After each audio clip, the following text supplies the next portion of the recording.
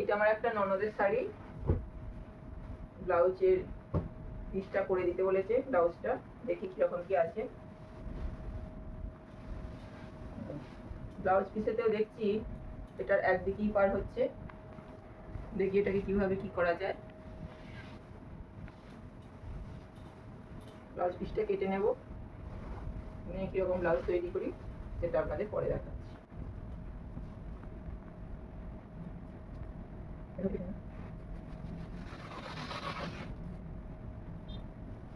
এটা থেকে ব্লাউজ হবে, আর শাড়িটাতে ফলস পাড় এবং পিকো সবই করে দিতে হবে। এখন আপাতত গুছিয়ে রাখছি, ব্লাউজটা তৈরি করে নিই, তারপর ফলস পিকো হবে। এই শাড়িটার এই ব্লাউজটা তৈরি করেছি।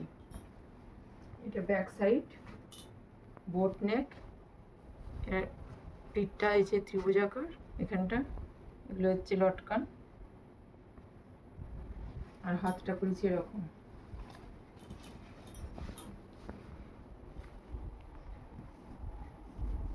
এটা একটা অন্য ছিট দিয়ে করেছি, এর সাথেও লটকান আছে।